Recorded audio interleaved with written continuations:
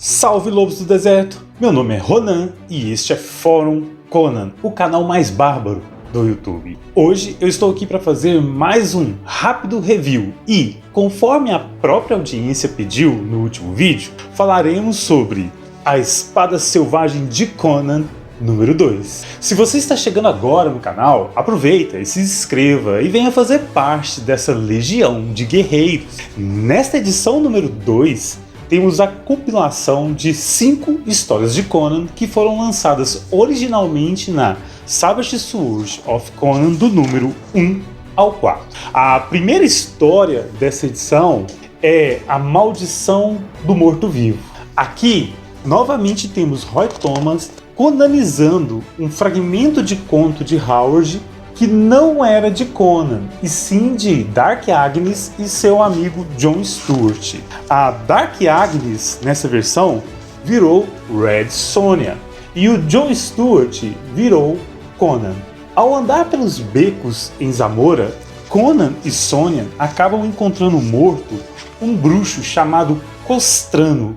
Eles até tentam evitar o assunto, mas tudo muda quando posteriormente Conan vê Costrano andando pela cidade.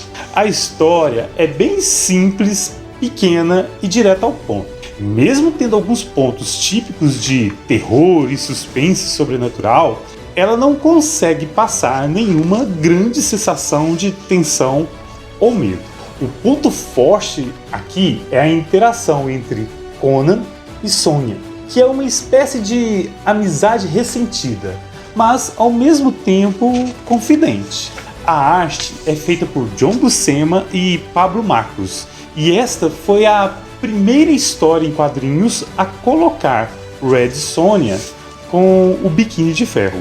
A segunda história dessa edição é a Libertação de Tugra Kotan, e me arrisco a dizer que foi a partir daqui que essa revista começou a virar o clássico que conhecemos. Roy Thomas aqui adapta uma das histórias de Conan mais clássicas escrita por Howard, e a arte é feita magistralmente pela dupla John Buscema e Alfredo Alcala.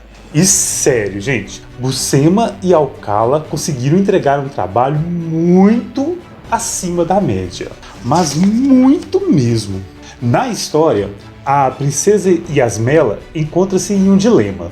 Seu irmão, o verdadeiro sucessor do trono, é mantido refém em um reino vizinho. E um bando de selvagens do deserto, liderados por um sinistro comandante, ameaça invadir e dominar o reino. Como se isso já não fosse o suficiente, Yasmela ainda tem pesadelos recorrentes com uma sombrosa e desconhecida entidade.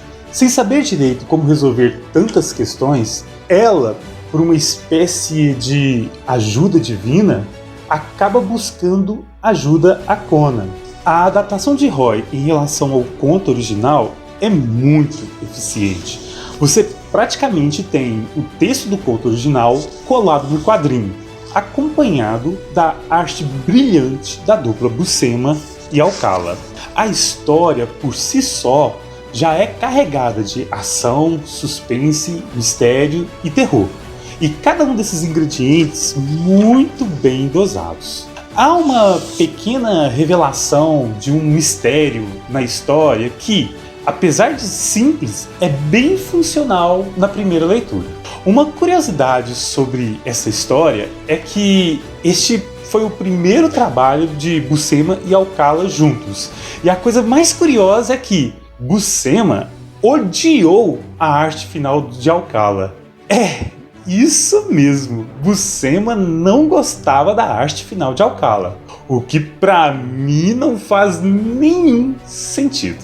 A terceira história dessa edição é Na Montanha da Deusa Lua. Aqui, a história é totalmente original de Roy Thomas e ela é basicamente uma continuação direta da história anterior. O plot da história é bem simples. Um espião de Yasmela descobre que seu irmão, o sucessor do trono, está sendo mantido em cativeiro em uma fortaleza no alto de uma montanha, e então Conan parte numa missão de resgate. E a história é isso. bem diretão assim mesmo. Em meio a isso, até tem algumas tramas paralelas, como os interesses de um terceiro reino, a traição de uma serva, um estranho objeto encontrado dentro da montanha por Conan, mas no geral o desenrolar da história é bem linear. Acho que o grande mérito dessa história são as cenas de ação. Há várias cenas de combate e desafios que precisam ser enfrentados por Conan, e isso é bem legal. Os desenhos são de John Buscema e Pablo Marcos, que entregam um trabalho bom, mas nada tão espetacular quanto Buscema e Alcala. Mas é bonito também.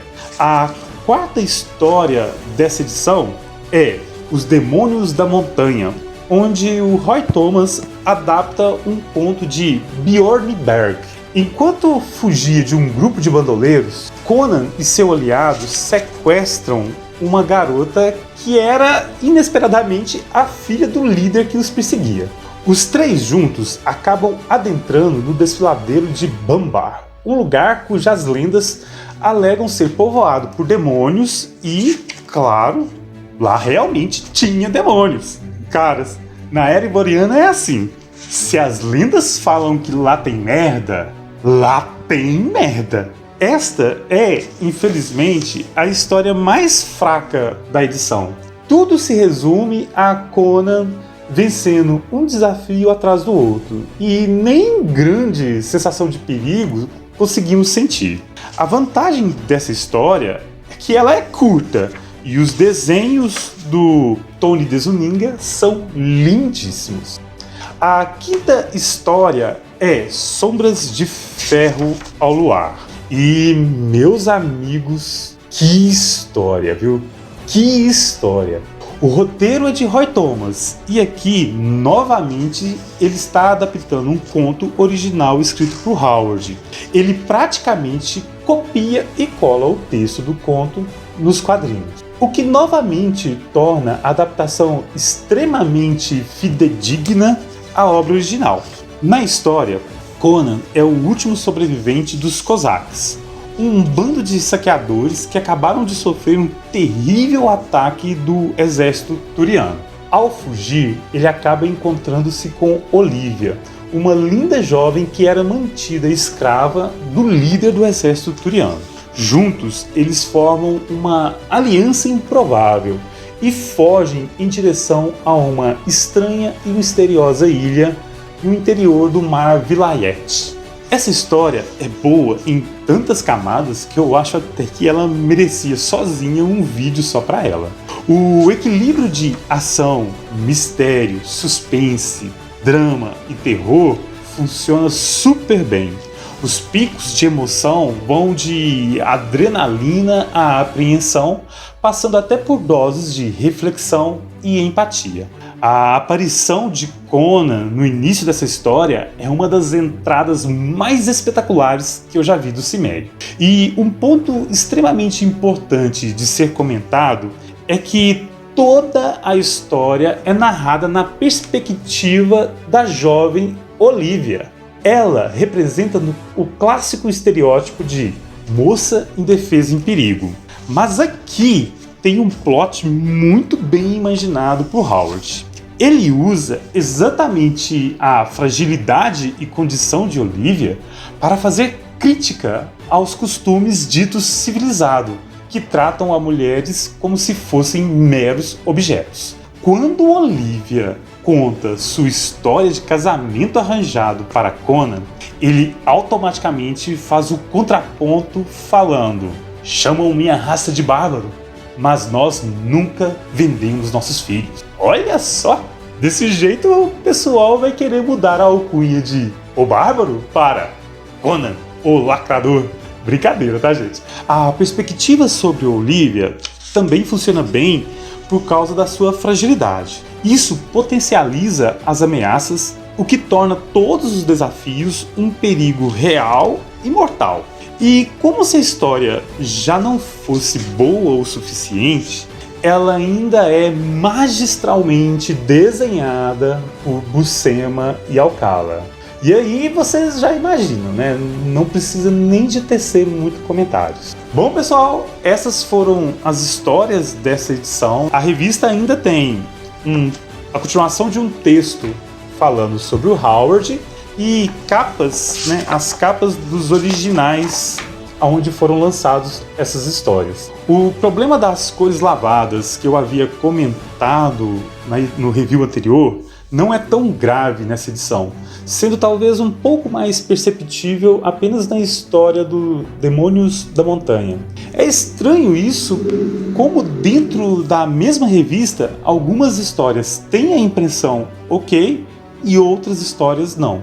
O que me leva a imaginar que o problema talvez seja no arquivo de impressão dessas revistas, mas realmente não sei dizer por que isso acontece. No geral, esta é uma ótima edição, principalmente por causa da presença de A Libertação de Tugar-Kotan e Sombras de Ferro ao Luar, que são contos clássicos do personagem e que estão brilhantemente ilustrados por John Buscema e Alfredo Alcala. Aqui a gente tem a sensação que o nível de qualidade dos quadrinhos de Conan subiu muito, e acho que são histórias como estas que sempre vão ficar na lembrança do leitor. Eu, particularmente, acho Sombras de Ferro ao Luar um pouco melhor do que A Libertação de Tugar-Kotan. E você? Qual das duas você acha melhor? Deixa a sua resposta aí nos comentários e eu juro que tento responder todo mundo que participa. O meu próximo review será de Conan o Bárbaro número 8, que estreou recentemente nas bancas. Mas muita gente me pediu para que eu fizesse review da série inteira da coleção A Espada Selvagem de Conan, capa dura. E, bom, digamos que eu estou um pouco atrasado, mas eu vou tentar fazer sim essa série, tá? Ou será que isso vai ser mais um daqueles projetos que eu começo e não consigo terminar? Enfim, se você gostou desse vídeo, deixa seu joinha, compartilhe com seus amigos, se inscreva no canal e até a próxima!